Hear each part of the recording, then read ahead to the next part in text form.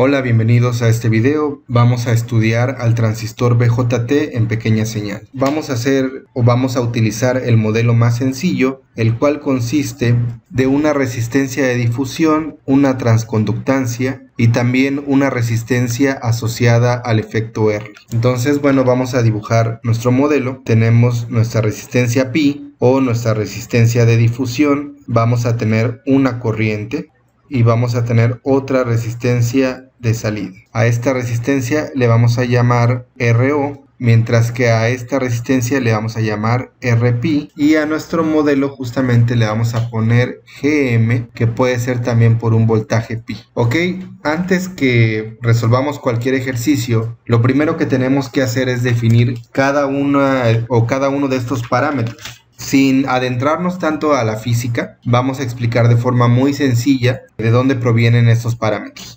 Comenzamos con el parámetro justo de RP. Entonces tenemos la variación de la corriente de base. Tenemos la variación de la corriente de base como función del voltaje base emisor. Aquí tenemos la corriente de base. Y hay que recordar que en el BJT, por ejemplo, sea un transistor NPN, digamos que una forma de asociarlo es que vamos a tener dos diodos, ambos conectados con una misma base. En este caso vamos a tener la capa N y la capa P, o sea, tenemos un diodo de esta manera y podemos tener otro diodo de esta manera. Entonces esta resistencia la vamos a asociar con el diodo de la base. Y recordar que la corriente varía exponencialmente con el voltaje de base emisor.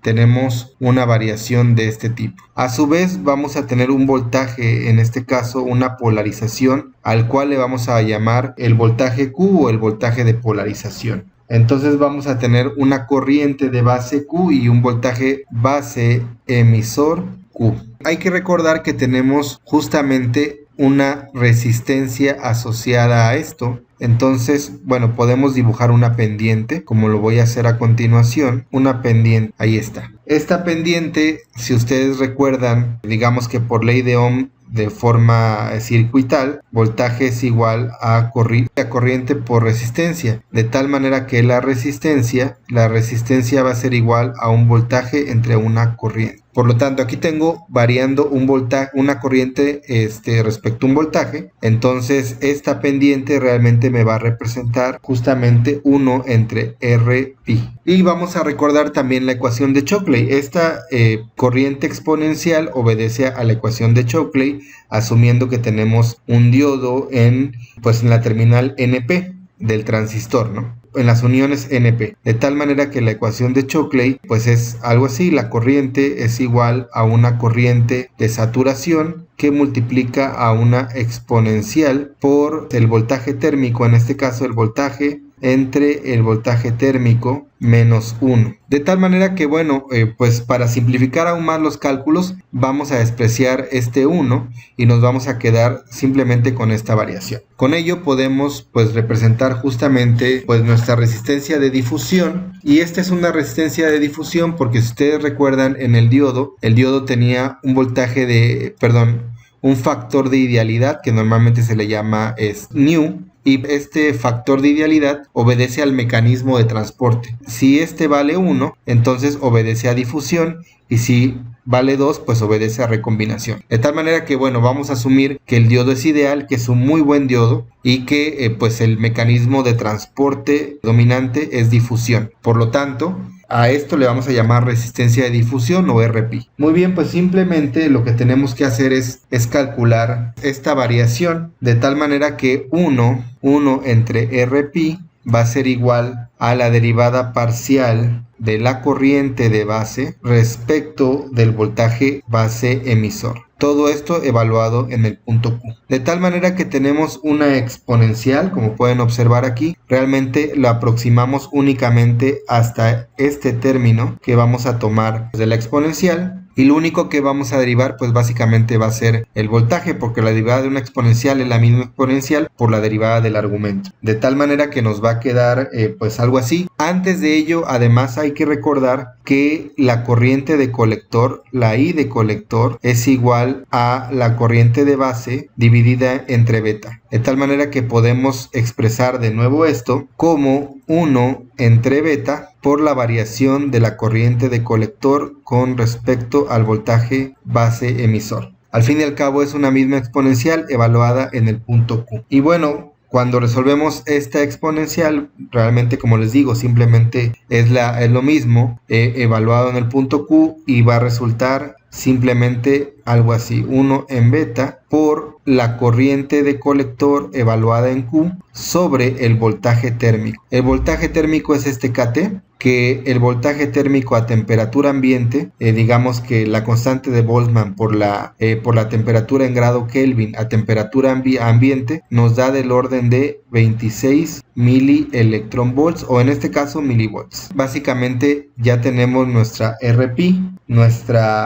RP nos quedaría de esta manera, sacamos el recíproco de esto y nos quedaría que RP va a ser igual a beta veces el voltaje térmico sobre la corriente de colector evaluada en el punto Q. Esto va a ser justamente pues nuestra corriente de polarización en DC. Muy bien, con esto podemos continuar para deducir la siguiente resistencia. En este caso podemos calcular RO o podemos calcular pues la transconductancia, por ejemplo, ¿no? Entonces vamos a proceder con la transconductancia. Gm a esta transferencia de conductancia va a ser simplemente la variación del voltaje base emisor por esta corriente que ya sabemos que es la ecuación de Shockley, pero estamos aproximándola. Simplemente no consideramos el 1. Tenemos una corriente de saturación que arbitrariamente le voy a llamar SC aquí, y es una exponencial que varía entre voltaje de base emisor entre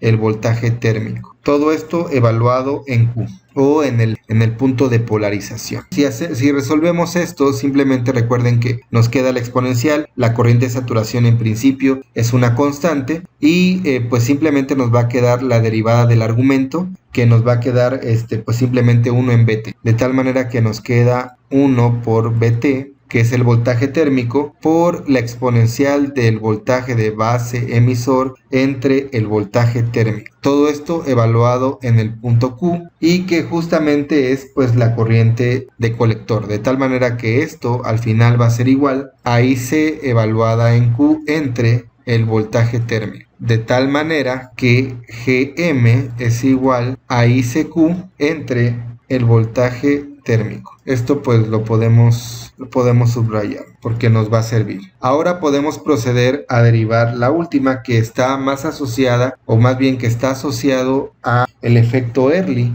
Entonces, en transistores nosotros tenemos, ya sea tanto en el BJT como en el MOSFET, en este caso vamos a tener una corriente de colector y como recuerdan, va a tener una región lineal y luego una región de saturación. Idealmente el transistor pues debería de ser como un rectángulo, pero no es. Vamos a ver que para ciertas corrientes de saturación va a tener una variación, una pendiente. Lo que realmente debería suceder es que el transistor se debe de saturar, sin embargo esto no ocurre. Tal vez aquí lo dibujé un poco exagerado el efecto, pero noten que debería saturarse, es decir, que para ciertos valores de voltaje, en este caso de voltaje colector emisor, la corriente de saturación debería pues justamente desaturarse. Sin embargo, si vemos que esta corriente empieza a variar, empieza a tener como una resistencia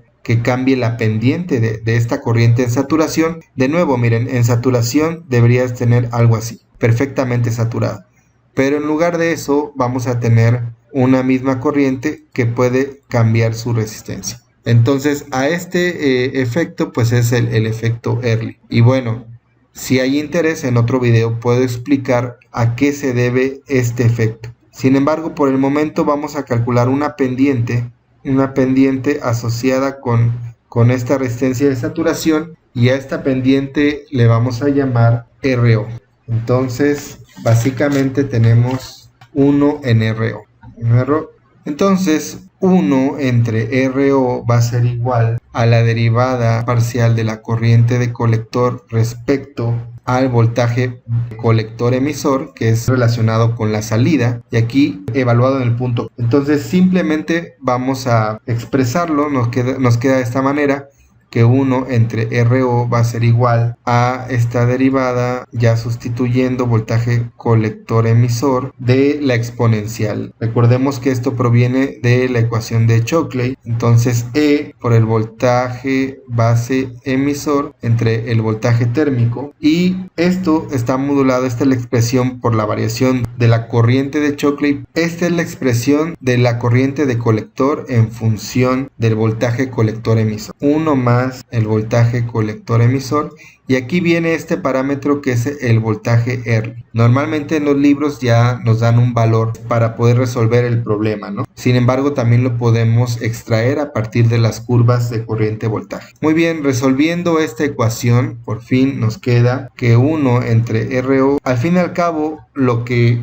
queremos una variación respecto al colector emisor. Por lo tanto, lo único que varía con el colector emisor es esta expresión, mientras que esto es una constante. De tal manera que podemos expresar la solución de esta manera: ISC por la exponencial del voltaje base emisor entre BT sobre el voltaje de Early. Recuerden que cuando derivamos esto nos queda 1 simplemente, y entre BA, de tal manera que esto evaluado en el punto Q nos queda simplemente ICQ entre el voltaje de Early. Entonces a esto le llamamos voltaje de Early, y al menos en los libros o en los problemas que vamos a resolver, pues nos los van a dar expresados, ¿no? Nos van a dar un valor constante. Voy a guardar esto. Muy bien, entonces continuamos. Vamos a resolver un ejercicio. Vamos a tener el amplificador más conocido, que es el amplificador por divisor de voltaje. Esto es claro porque es un amplificador estable que tiene varias ventajas con respecto a otros, ¿no? Recordemos que es un video ilustrativo. Entonces vamos a proceder a plasmar su modelo de pequeña señal. Aquí vemos que tenemos dos resistencias, en este caso en paralelo, es decir que vamos a suprimir en este caso las fuentes de DC. Nos va a quedar esta resistencia que arbitrariamente vamos a llamar RP por el momento, también le podemos llamar R', y tenemos en paralelo con nuestra resistencia de difusión o RP. Del otro lado tenemos nuestra corriente que está Gm por el voltaje pi. En este caso no hay problema porque el voltaje pi de entrada es básicamente ¿no? O sea, está en paralelo con las dos resistencias, de tal manera que aquí sencillamente tenemos un voltaje pi que está en paralelo con estas dos resistencias. A su vez tenemos una resistencia RO, aquí está, y tenemos la resistencia de colector donde estamos obteniendo nuestra pequeña señal. Aquí tenemos la resistencia RC. Ya tenemos nuestro modelo. Muy importante, esta resistencia de emisor, en este caso la vamos a despreciar porque tenemos un capacitor, y recordemos que la impedancia de un capacitor es 1 sobre J omega C, de tal manera que cuando tenemos una frecuencia, si la frecuencia aumenta, si omega aumenta, como resultado la impedancia disminuye, de tal manera que este se vuelve un cortocircuito y podemos despreciar a la resistencia de emisor. Muy bien, entonces ya tenemos representado nuestro modelo, ahora podemos proceder a resolverlo. Bueno, ¿qué tenemos que hacer? Lo primero que tenemos que hacer es justamente analizar nuestro transistor en DC. Yo aquí ya tengo un programa en Python donde expresé todas las ecuaciones, sin embargo lo voy a explicar. Entonces, bueno, lo primero que tenemos que hacer es calcular el voltaje de base. Ahorita voy a poner aquí análisis en DC, ¿sale? En DC. Este es nuestro modelo de AC. Sin embargo, nuestro modelo de AC depende de algunos parámetros de DC. Entonces, tenemos primero el voltaje de base. ¿Cuál es el voltaje de base? Es este voltaje que llega aquí. Si ustedes recuerdan del curso de algún curso de transistores, en este caso teníamos una resistencia equivalente de Thevenin, que es básicamente el paralelo de estas dos resistencias. De tal manera que el divisor del voltaje que le llega aquí es el voltaje dividido entre estas dos resistencias desde esta fuente de alimentación hasta tierra. De tal manera que es justamente R2 entre R1 más R2 por BCC. Esto a su vez, que yo ya lo tengo en el programa, es justamente los 8.2K entre 56K, ya sabemos que son kilo ohms, más 8.2K. Todo esto multiplicado por 22 volts. Y yo ya lo tengo expresado en el programa. En un momento se los muestro. Con eso vamos a obtener nuestro voltaje de base. Ahora, si seguimos la malla como debe ser, lo voy a poner aquí en rojo, ya tenemos un voltaje de base en esta terminal. Si seguimos la malla, vamos a tener también un voltaje que es del diodo, que debe estar en operación. Asumiendo que es silicio, tenemos un voltaje base emisor. Y para el caso de silicio ya sabemos que es 0.7 volts, más el voltaje que cae aquí, que le vamos a llamar el voltaje E. Entonces, si seguimos la malla, decimos que el voltaje de base, un poquito más arriba, aquí, el voltaje de base es igual a el voltaje base emisor más el voltaje de emisor. ¿Y qué es el voltaje de emisor? Bueno, aquí va a circular una corriente que es la IE. Entonces, esto a su vez va a ser igual, pues justamente a la corriente de emisor. Voy a poner parte IE por RE, de tal manera que podemos calcular la corriente de emisor. Y la corriente de emisor en este caso simplemente va a ser IE, va a ser igual al voltaje de la base menos el voltaje base emisor. Recordar que este es 0.7 volts, de tal manera que nos queda menos 0.7 volts entre la resistencia de emisor, RE, que es igual a 1.5 kilo ohms. 1.5. Lo voy a dejar expresado, yo lo tengo en el programa.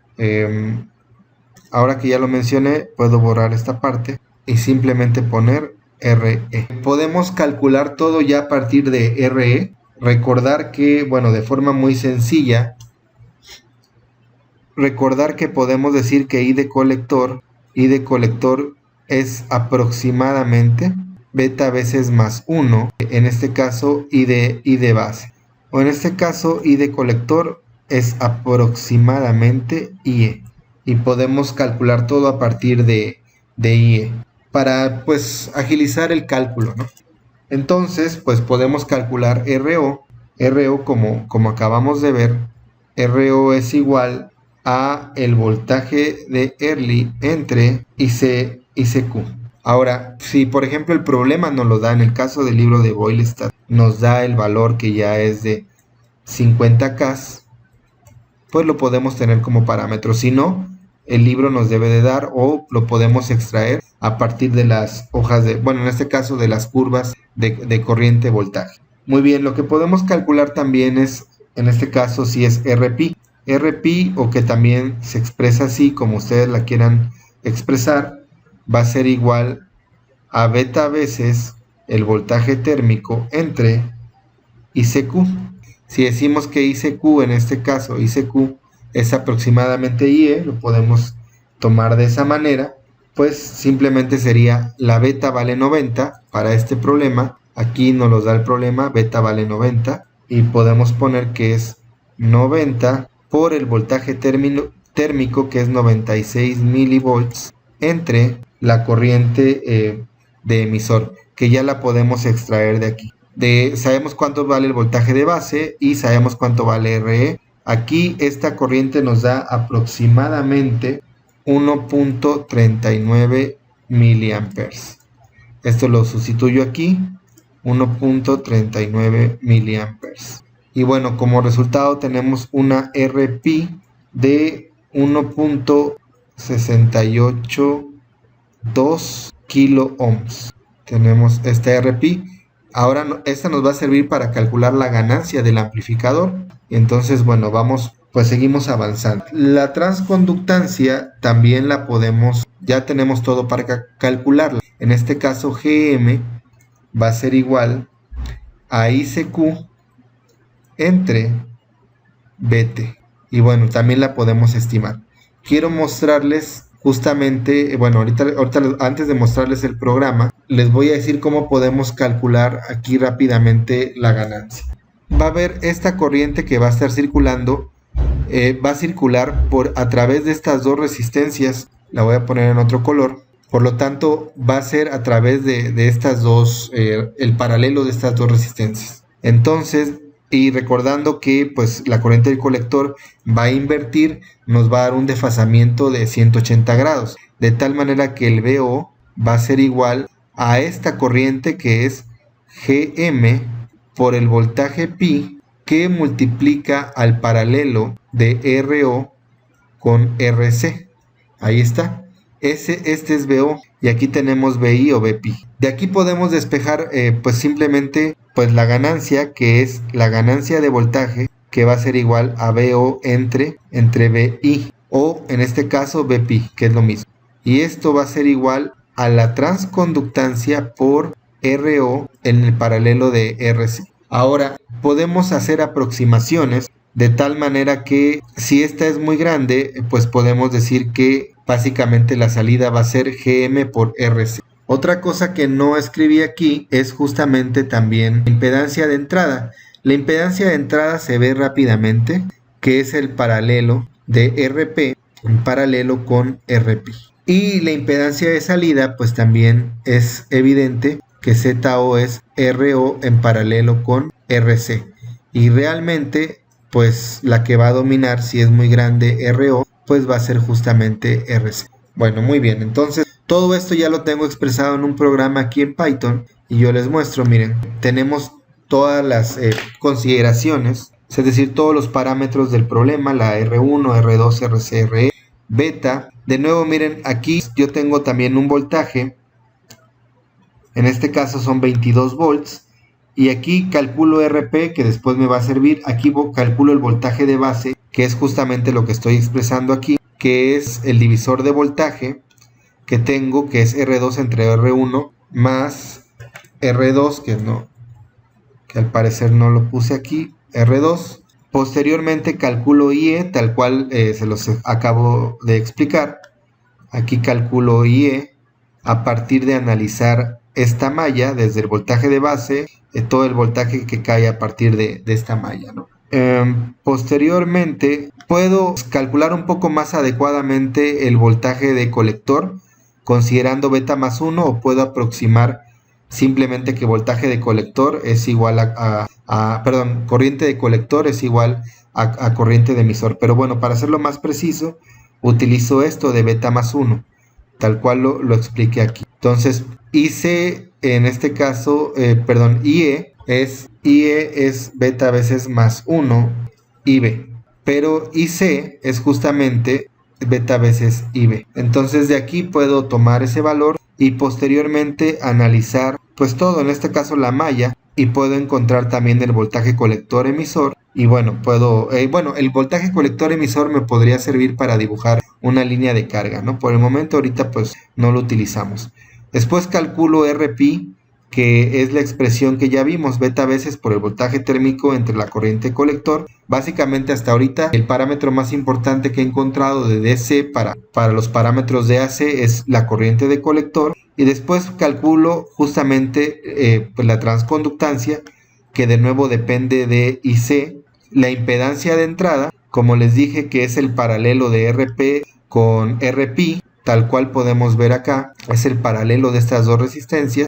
Y aquí hay una condición: si RO es mayor, o sea, es 10 veces más que RC, entonces yo desprecio el efecto de RO y simplemente mi ganancia es menos Gm por RC. Y mi impedancia de salida también es RC. De lo contrario, yo debo de calcular el paralelo de las resistencias y multiplicarlo por la transconductancia. Lo mismo la impedancia de salida. En este caso, pues hago el paralelo de las dos resistencias, que serían estas. Pero si mi RO es mayor a 10 veces RC, pues en este caso RC básicamente va a ser tanto la impedancia de salida y va a ser el parámetro de amplificación. Y aquí lo expreso con un simple condicional if para hacer el cálculo más automatizado simplemente. Y aquí yo ya expreso todos los valores: el voltaje de base, el voltaje de colector emisor, pues la corriente de base, la corriente de colector, la corriente de emisor, y posteriormente los parámetros de AC. Aquí me permite tener la RP, la transconductancia, el voltaje de Early. En este caso el problema suministró el valor de la resistencia de Early. Pues aquí tenemos, de RO, que es la resistencia de salida, y tenemos la impedancia de entrada también, la impedancia de salida y la ganancia. Para este caso en particular vemos que la ganancia es de 320. Otra cosa importante es que hay que analizar la impedancia de entrada y la impedancia de salida. Como pueden observar aquí, vamos a ver la impedancia de entrada es de 1.36 kilo ohms, mientras que la impedancia de salida es de 5.9 kilo ohms, lo cual pues no es del todo bueno. Lo que queremos en amplificadores es que la impedancia de entrada sea muy grande y la impedancia de salida sea muy baja. Entonces podemos rediseñar el circuito para pues mejorar esas limitantes. Sin embargo, con este tipo de transistores es complicado. Podemos pues modificarlo con otras configuraciones y con otras etapas.